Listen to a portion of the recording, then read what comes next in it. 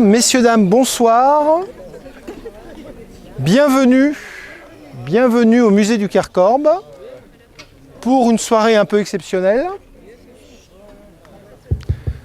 Parce que nous lançons, alors peut-être qu'il faut que je parle dans un micro. C'est ça l'idée de Cinémode. Alors donc nous avons l'équipe de Cinémode qui est là pour nous faire une très belle projection que je vais présenter. Et l'équipe de Cinémode Fabrice que je remercie. Moi c'est Jérôme. Jérôme, désolé, voilà. Voilà. Donc bienvenue à tous du coup. Donc là vous m'entendez, je vous remercie donc au nom de la communauté de communes des Pyrénées-Audoises, au nom de Passeurs d'images, puisque ce sont nos partenaires sur cette action, au nom de l'association Au Cœur des légendes. Donc nous pouvons avoir une pensée émue pour son président qui est atteint du Covid variante espagnole. Donc on peut avoir une pensée émue quand même pour lui.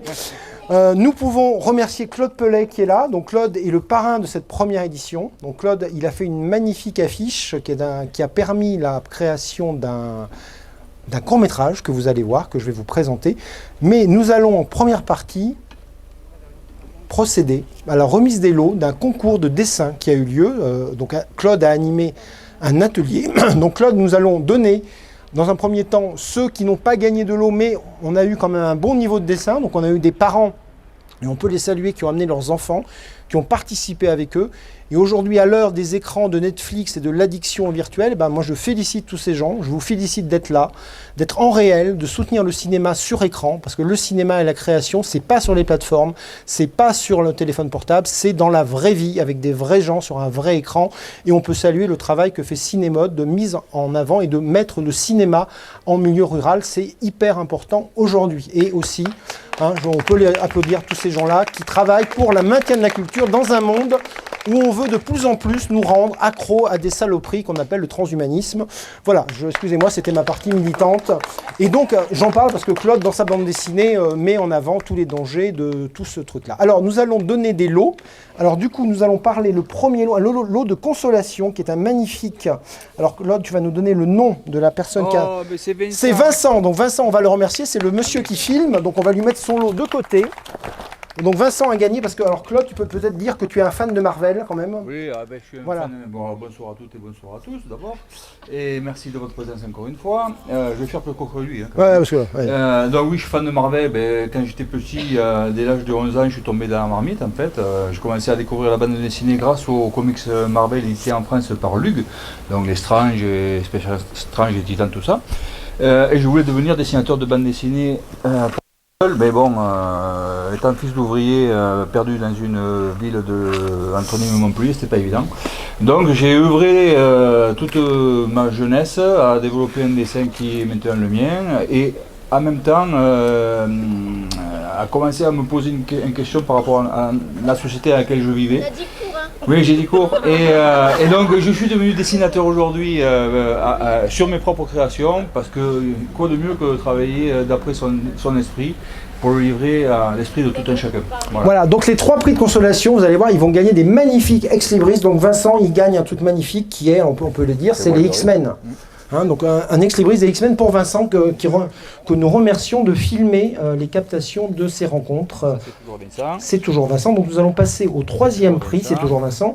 Et là nous avons Galactus. Et qui gagne Galactus? C'est Leïla. Est-ce que Leïla est là? Elle gagne un magnifique ex-libris de Galaxus. Donc est-ce que Leïla est là? Donc bravo Leïla qui est venue avec toute sa famille. Bravo pour votre travail et votre passion de l'image et de la transmission aux enfants. On en a bien besoin aujourd'hui. Alors ensuite, on enchaîne sur un autre prix qui est un autre ex-libris. Alors lui, c'est qui? Là, c'est Diablo, un des X-Men. Alors là, c'est Mika. Mika, est-ce que Mika est là? Oh, joli, Michaela. Alors Michaela, c'est un garçon. Mais donc on va lui garder, donc on va le remettre à Gisèle. Je pense que Gisèle garde les lots, et donc on va lui remettre carrément le travail de Mika, puisque Claude a créé une histoire à compléter en 3 strips, c'est ça, il ne faut pas que j'en oublie. Oui, 3 strips, donc en fait, il n'y en a qu'un. Lui, il n'en a fait qu'un, mais bon, en tout cas, c'était de bonne qualité. Donc c'est vrai que ce qu'on peut reconnaître à cette édition, c'est compliqué l'histoire de vendre des livres, mais en tout cas, la mobilisation des jeunes qui sont venus faire des ateliers, ça a été un grand plaisir à la fois pour les auteurs présents. Il y avait Christian Javert-Jacques, effectivement, qui a fait un atelier aussi, et c'était vraiment du plaisir. Alors nous avons Captain Marvel. Qui a gagné Captain Marvel, Claude? Parce que là, il n'y avait rien dessus. Donc bon, je sais pas. Suspense. Bon. Ouais, attends, je vais te dire. Alors Captain Marvel, qui est-ce? C'est Alors, on va dire que c'est Aïna. Alors Aïna, est-ce que Aïna qui a 8 ans est présente ici? Elle est là, Aïna, donc tu gagnes Captain Marvel, qui est quand même un des super-héros. Version masculine, hein, Captain Marvel, mais il y a une femme aussi. Voilà, bravo pour le travail fait. Et on lui rend ses dessins, Aïna aussi, non? Peut-être. Bah oui, parce que quand même, vous avez tous bien assuré quand même. Donc le jury, on a quand même un peu hésité, parce qu'on a trouvé le niveau de dessin quand même pas mauvais. Et on vous incite à continuer à dessiner, parce que c'est une façon de se libérer la tête. Hicham. Alors, on va rentrer maintenant dans les lots. Hein. C'est-à-dire que là, on a commencé par vous donner des... Mais c'est vachement bien parce que c'est collector ce que vous avez. C'est-à-dire qu'il n'y en a pas beaucoup, donc vous les gardez. Il n'y en a pas beaucoup. On rentre dans les lots. Alors là, on va travailler, on va commencer par les petits, on va finir par les grands. Donc là, les lots, vous allez gagner... Chaque auteur qui est venu, alors je présenterai les auteurs après, vous offre une BD dédicacée. Et vous avez un exemplaire d'une revue pour laquelle je travaille, c'est la revue Papier Nickelé qui défend l'imagerie populaire. Donc vous gagnez une revue Papier Nickelé et un album de bande dessinée dédicacé. Donc on commence par le prix d'un jeune. Alors ce prix jeune, il est accordé, Claude, à Hicham. Alors Hicham, il va gagner une très belle BD. Alors par Robert Hayat. Robert Hayat, c'est quelqu'un qui travaille pour les éditions du Monde, qui fait des magnifiques histoires. Donc Hicham, tu gagnes le Morvelon des pays de la frayeur, en plus dédicacé par Robert, avec un papier nickelé que tu pourras donner à tes parents. Ou regardez, il y a des belles images. Voilà, bravo à toi. Ensuite, nous allons monter dans la chronologie des âges pour Caïs. Caïs qui a 9 ans. Alors Caïs, est-ce qu'il est là, Caïs? Donc Caïs, tu gagnes un papier nickelé que tu donneras à tes parents. Il y a un magnifique livre, Le Magicien d'Oz. Tu connais Le Magicien d'Oz? Alors là, c'est les éditions du Monde qui t'offrent ça. Voilà, avec Robert Hayat. Voilà, bravo Caïs. Donc là, on monte en catégorie d'âge. On peut applaudir les artistes quand même, messieurs, dames, c'est important. C'est peut-être les dessinateurs de demain que vous avez là. On ne sait jamais. Et je pense que nos jeunes, il faut les inciter à devenir des créatifs et pas des esclaves du système. Voilà, excusez-moi, je dérape. Je me reprends. Je digresse, attention. Bon, alors donc, on monte de 3 quarts On monte de 3. Alors vas-y, je te donne des... Donc alors, à Télio. Alors, Télio, 9 ans. 3 quarts. 9 ans, 3 quarts, est-ce qu'il est là? Télio, alors tu gagnes un truc super, alors je vais quand même rendre hommage, regarde, tu gagnes un papier nickelé que tu donneras à tes parents, ou tu diras toi-même. Okay. Mais là, on va faire un hommage à quelqu'un. Alors, la plupart des auteurs qui ne sont pas là ont été interviewés par le concours de Vincent Mardelet et seront sur la page, la chaîne YouTube de Papier Nickelé, qui est le partenaire de cette réunion, de cette soirée.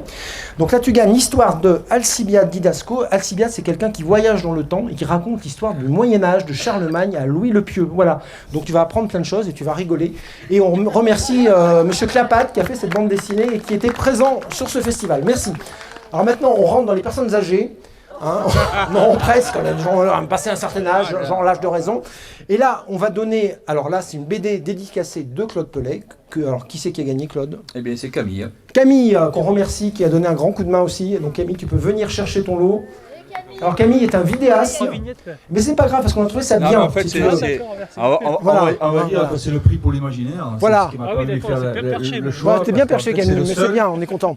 Qui a commencé à écrire son propre scénario et à digresser sur mon histoire. Donc bon, pour le prix de l'imaginaire, je trouvais que c'était le mieux nommé pour le recevoir.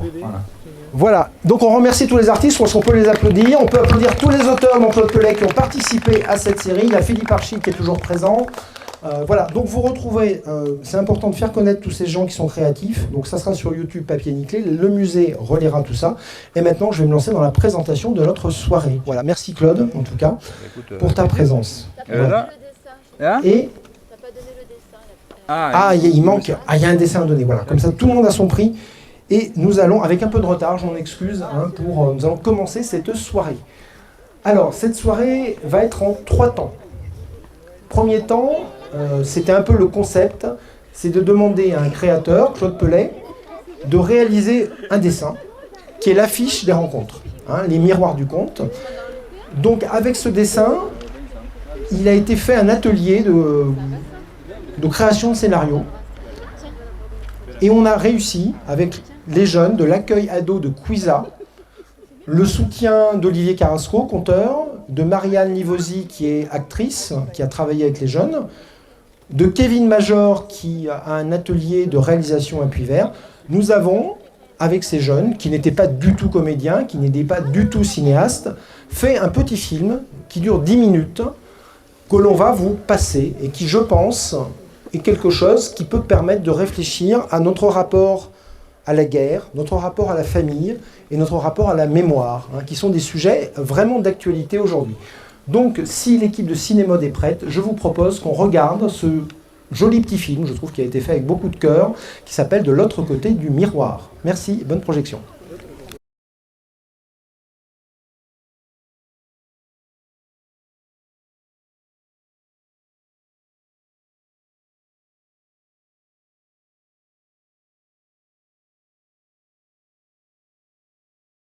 Alors maintenant, on va passer à la deuxième partie de la projection et des avant-premières, puisque nous allons, je vais inviter Vincent à venir me rejoindre, et Vincent est un ami, on se connaît depuis des années, et Vincent a un projet, donc je dis quelques mots. Ah, tu vois, le micro. Donc on est filmé par Camille, c'est ça, tout va bien? Voilà, c'est ça. On a une super logistique. Voilà, donc tout ça sera remis sur Internet, et c'est important de garder des images. Voilà, alors en 2 mots, Vincent développe une série qui s'appelle Un rêve occitan, qui permet, si vous voulez, aujourd'hui, à travers son parcours, de revisiter les mythes et les histoires de l'Occitanie. Donc je vais te laisser présenter ta série et présenter aux gens ce qu'on va voir ce soir. Voilà, à toi de jouer. D'accord. Bonsoir. Alors, donc ce soir, je vous présente ma série qui est toujours en cours, qui s'appelle Un rêve occitan. Un rêve occitan parce que c'est un peu l'Occitanie rêvée. Moi, je ne suis pas né dans la région, hein, je suis de la région parisienne. Je suis là depuis que je suis enfant. Et j'avais besoin d'un rêve et surtout de rêver le pays dans lequel je suis, la région. Bon, pour la petite anecdote, quand j'étais enfant, qu'on arrivait de la région parisienne, on n'était pas très bien traité. Hein. Je veux dire, en France, il y avait une grosse différence entre le nord et le sud. Ça a un peu disparu, mais c'était une réalité il y a quelques décennies. En 2012, j'ai décidé j'avais fait de la vidéo aux Beaux-Arts, avec une démarche un peu plastique. J'ai décidé de reprendre une série, et je me suis rendu par ici, Rennes-le-Château, Bugarache, et j'avais entendu par la télé parler des mystères. J'ai commencé à filmer, à aller voir des gens. Et bon, j'avais envie de faire quelque chose là-dessus. En fait, et puis les cathares, ça me passionnait. Il y avait quelque chose de très mystérieux. Bon, voilà. Donc, je suis parti sur cette idée et j'ai accumulé des rushs pendant des années sans arriver à les monter. Au bout d'un certain temps, j'ai fait une chute de ski. J'étais bloqué, je ne pouvais plus aller filmer. J'avais plus qu'à rester chez moi. J'ai décidé d'essayer de monter quelque chose. Là, je vais vous montrer le teaser, la bande-annonce plutôt, du premier épisode. Vous allez voir que ça... Et après, je vous parlerai, parce que je ne veux pas parler trop longtemps, pour commencer, on va dire. Donc le teaser, il est assez court, et vous allez voir comment ça commence. C'est-à-dire que, finalement, c'est l'histoire d'un film que j'essaie de faire, mais que je n'arrive pas à faire. Et ensuite, vous verrez le teaser du deuxième épisode. Et ensuite, j'ai monté pour l'occasion une version raccourcie du troisième épisode qui n'est toujours pas terminée, qui est toujours en cours. Donc il y a des éléments, c'est tout fait maison, hein, donc ça c'est important. Bon voilà, donc c'est une série qui à la fois témoigne un peu de la situation actuelle. Ça commence en 2012. Pour la petite histoire, ça se passe à Bugarache, c'est la fin du monde. Vous avez peut-être entendu parler de ça. C'est de la fausse fin du monde. Et donc, voilà. Et moi, je me pose des questions là-dessus. Voilà, je vous laisse découvrir le teaser du premier épisode. Après, je vous dis un petit mot pour le second.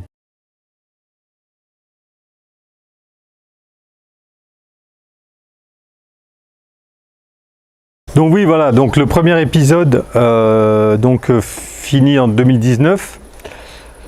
Donc parler de cet événement médiatique.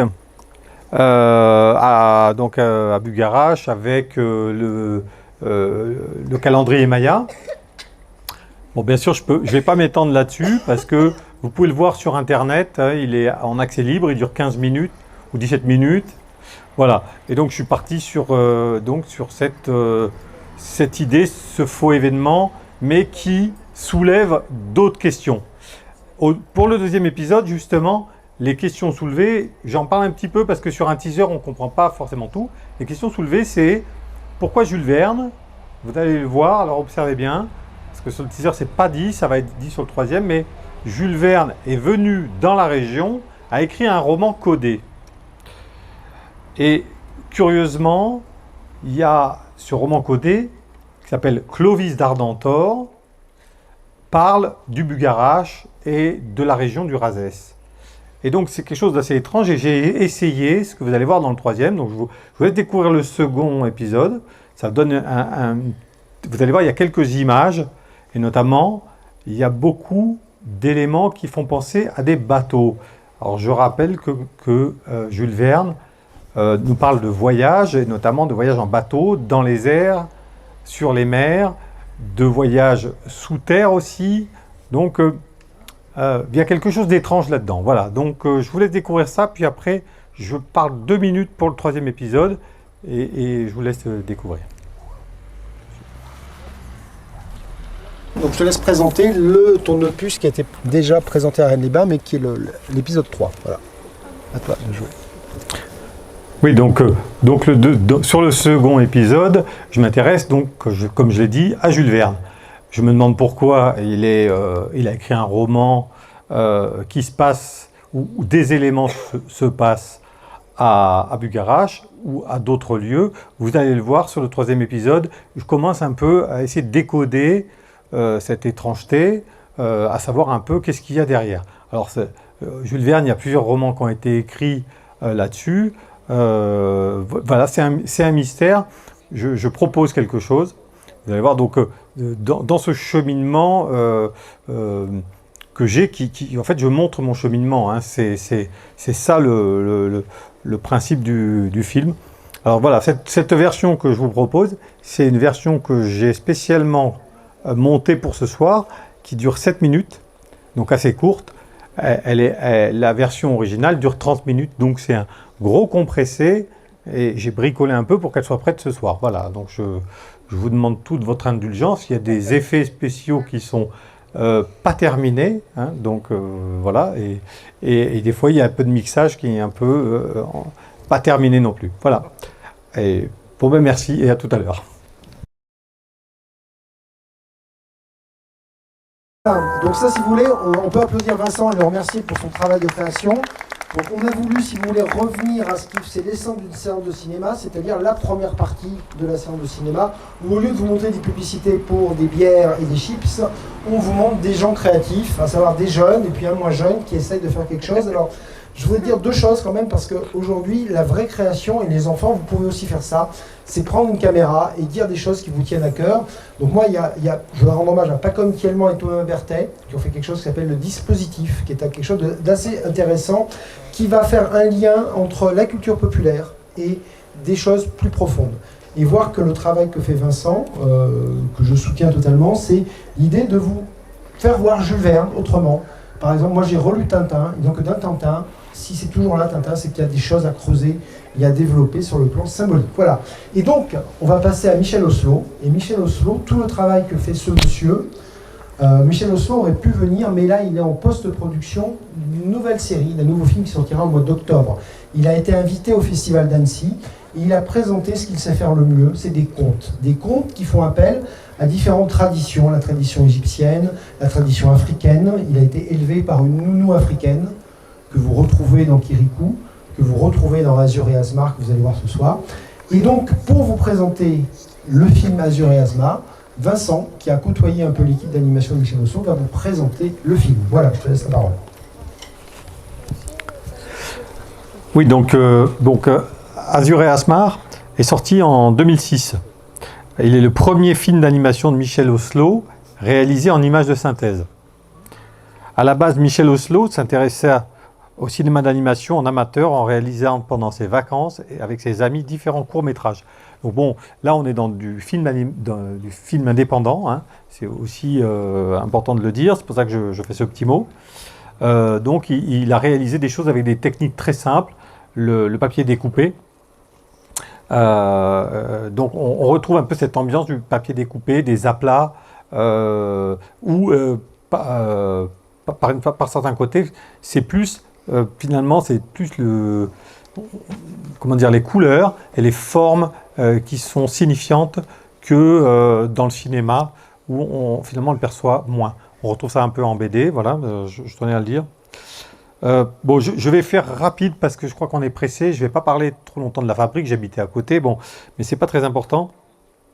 Ce qui est important là-dedans, c'est qu'on est dans du cinéma qui est fait par un auteur, c'est du cinéma d'auteur, c'est-à-dire qu'il a fait, il écrit le scénario, il fait les dessins, il a un panel de métiers du cinéma dans sa réalisation. Et c'est lui qui décide.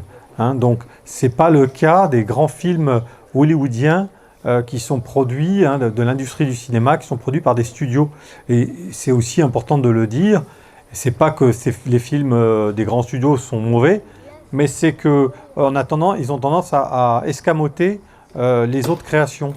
Et donc, l'individu, on pourrait dire, disparaît là-dedans. Voilà. Donc, je ne vais pas faire plus long. Je vous laisse découvrir le film. Je pense qu'il dit beaucoup de choses. Les films de Michel Oslo sont assez magiques.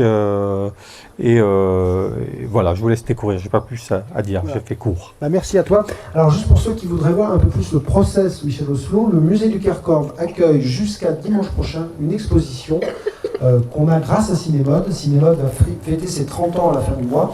Donc, 40 ans déjà, vous êtes vieux, c'est bon signe, ça, des gens qui durent, qui sont aussi vieux, qui continuent à faire des choses. Voilà, donc cette expo est présente au musée, vous pourrez la voir tranquillement. Pour ceux qui restent jusqu'à la fin, je vais vous poser à la fin 3 questions et vous pourrez repartir avec des cadeaux. Donc bonne projection et à tout à l'heure. Merci.